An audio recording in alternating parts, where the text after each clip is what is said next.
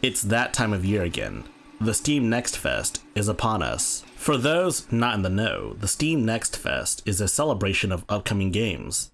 Quite literally hundreds of demos to try out, all for the low price of free. These are games from multiple different developers of multiple different scales. There's a plethora of indie games being featured in the Next Fest, but there are also games I wouldn't consider indie games by any stretch of the imagination. If you're familiar with my other videos covering previous Next Fests, then you should know the drill by now. I cover around 10 or so demos that looked very interesting on the onset. Are these games that I would definitely cover in the future? Maybe. But of course, not all of these games will be covered in the future because I'm one person. And if you like any of these Next Fest videos that I do, be sure to like and subscribe. I'm hoping to get to 10,000 subscribers by the end of this year. And I know you, the viewers, are the only ones that can help me out here. So without further ado, let's begin then. The first game of this list is Sea of Stars. Sea of Stars is an RPG harkening back to the old days of classic JRPGs like Chrono Trigger. It's developed by the same studio that developed The Messenger. I've got high hopes for this game in particular, and yes, it runs well on Steam Deck. This is On Guard, a swashbuckling action-adventure game.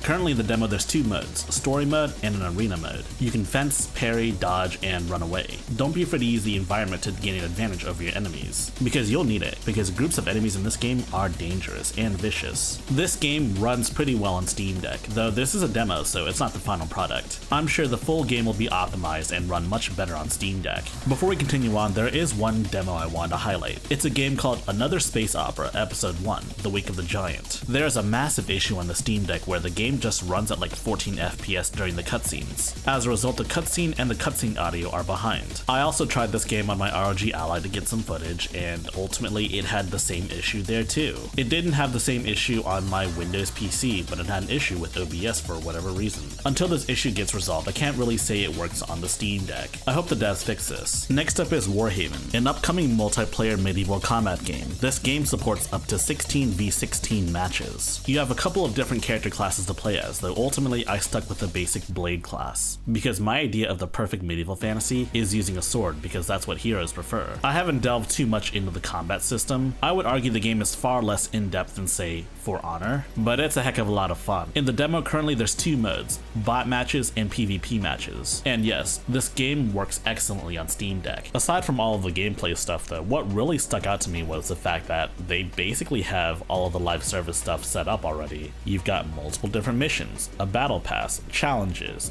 outfits, different weapons, headgear, etc, etc. Heck, they've even got a storefront ready. You can see that shop icon right there. I don't actually know if you can buy anything yet, but I do know that that's gonna be something in the full game when it releases. I just hope they don't make anything pay to win because that would suck ass. Next up is Lies of P. The demo actually released before the Next Fest, but it's listed under the Next Fest, so I may as well cover it anyways. Lies of P is a new Souls-like by Korean developer NeoWiz, most famous for DJ Max Respect V. This takes more inspiration from Bloodborne, but more interestingly, it's based on Pinocchio, of all things. You play as Geppetto's puppet, also known as Pinocchio. I think it's an interesting Souls-like, but aside from all the enemies being like animatronics, I don't really think the demo shows off the uniqueness of the setting as well as the uniqueness of the gameplay either. Like for example, why make a Souls-like based on Pinocchio? Honestly man, Pinocchio wouldn't have been my first choice for a Souls-like, especially one that takes a lot of inspiration from Bloodborne. I feel like a lot of that will come from later on in the game, like way later in the game. And yes, as if you need me to tell you, this runs on Steam Deck pretty well. Next up is Spelldisk. Spelldisk is a roguelike action game where you play as a mage. You have access to multiple different spells that you can pick up throughout the game, as well as artifacts that give you special effects. What makes the game different though are the addition of what are known as spell discs. Depending on the disc's criteria, the disc will automatically cast spells for you. You can immediately see the synergies between discs and spells, and if you're lucky enough to get the perfect combination, you'll be able to wipe out entire rooms with relative ease. Of course, don't get me wrong though, it'll probably take a bit to see everything the game has to offer you. Heck, I bet you there's a ton of the demo I haven't seen yet. So I'll be diving further into this game later. And yes, this works great on Steam Deck as well, no issues. The next game I want to show off is a game called Dreamless Girl. There's no English version of the demo, so I don't exactly know what's going on. Though when it comes to bullet hell action, language is no barrier. You have your basic guns, as well as two special guns that you can use when you have gauge. You can also charge up your two special weapons to do even more damage if needed. Unlike most shmups, you're forced into auto-firing your weapon. It is convenient for most people because most people that play shmups just kind of hold the fire button. It's an interesting design choice, but in most shmups, there will be times where you want to stop firing your weapon. The game works well on Steam Deck, though be warned, there is no English language version of the game, or basically any other language. Well, there actually is one issue. Attempting to quit out the story does kind of glitch out the game, so there's that to consider as well. The next game is Lords of Exile. It's a 2D retro platformer inspired by Castlevania, but with more of a feudal Japan aesthetic. The game features multiple permanent upgrades as you go through bosses. I would say this is far more forgiving than, say, a classic Castlevania. Playing patiently is the key. Playing patiently rewards you with not dying immediately. As you progress through the game, you get multiple different upgrades for your character. The game can be devilishly punishing, but at the very least, you have infinite lives in the demo. This demo currently features 2 stages, with more stages in the full game, obviously. The game is authentically 8-bit. This genuinely looks like a game you could be playing on the NES. But of course, I'm not playing this on the NES, I'm playing this on the Steam Deck, perfectly, without any issues whatsoever. Next up is Urbano, Legends Debut. Part rhythm game, part RPG, part dating sim? Urbano Legends is a game that's oozing in style, much like The World Ends With You. In fact, it's probably inspired by that game in general. It's quirky, it's weird, it's unusual, it's oozing with style, and most importantly, it's charming.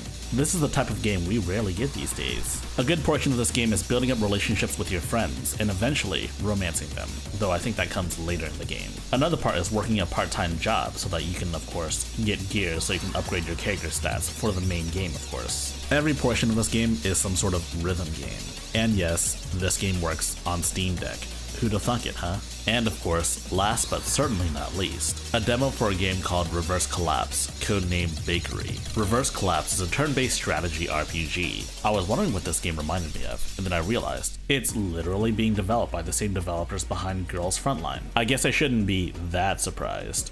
Character action is dictated by action points. Do you fire at multiple enemies? Do you run and gun? Or do you spend all of your action points moving around? The game does work on Steam Deck, but curiously, the deck defaults you to keyboard and mouse, whereas the game does support controller, so just change it. That about covers it for our Next Fest footage. And for those of you wondering, here's the list of 10 games. But hold on now, the video? It's not over yet. There's still more where that came from. So I lied. There's even more demos to try out. The first of which is Alien Hominid Invasion. I remember the Behemoth one time saying that they don't do sequels, but I guess they do now. Alien Hominid Invasion is a very different Alien Hominid game. The previous Alien Hominid was more akin to like Metal Slug, but this is a very different experience overall. That said, you still shoot, you still kill agents, and it's still a bloody good time. Maybe this means the Behemoth's gonna make a Castle Crashers 2, or maybe they'll port Alien Hominid HD to Steam. Next up is a demo for a game called Eternites. It's a game that really dials up the anime. It's a mishmash of character action RPGs and dating sims. Quite literally, in fact. The first thing your friend does is sign you up for a dating app to obviously pull girls, right? But on the way to your first date, the world changes forever.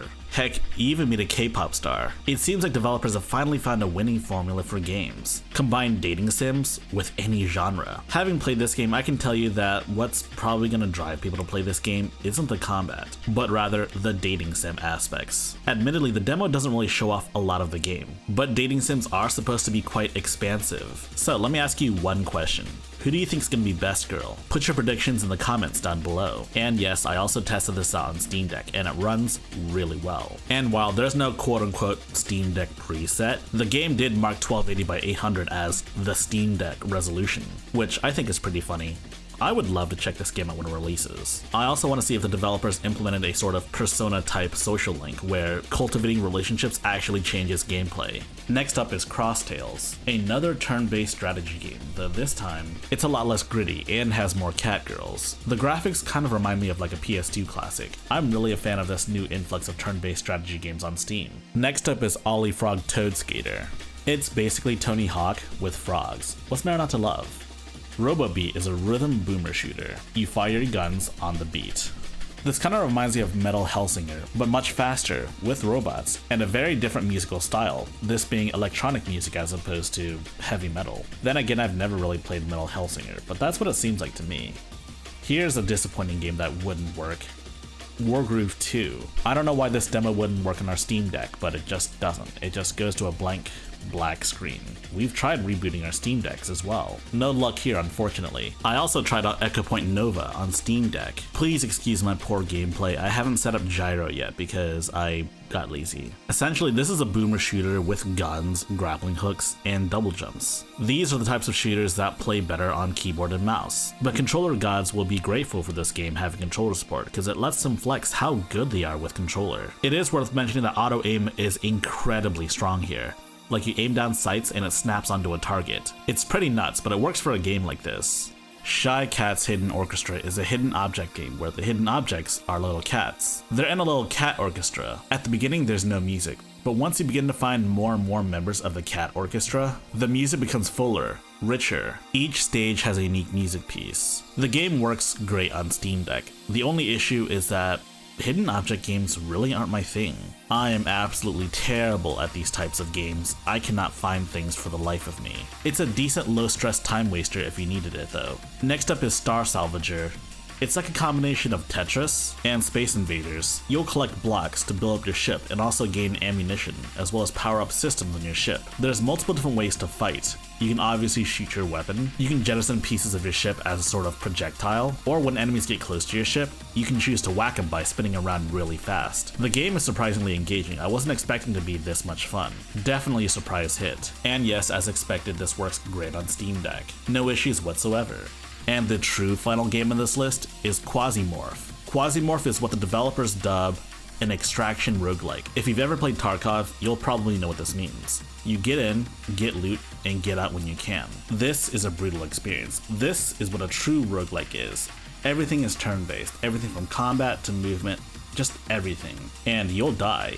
A lot. The game can be operated with just your mouse, but I think adding controller support would make this a perfect candidate for Steam Deck gameplay. Ah, man, finally. That was a lot of demos to get through. I'd love to cover more demos in this video, but the truth is, I'm just human. I'm just one person, and I already had help with some of the B-roll. But yes, here's a list of all the games we checked out today. But quite literally, this is just the tip of the iceberg. As I've reiterated multiple times, there's literally hundreds of demos to try out. Games of all different genres, multiple genres. As of the publishing of this video, there's still a couple of days to enjoy the Steam Next Fest. Some demos will remain playable after the next fest, but others will go away once the next fest ends, so hurry up.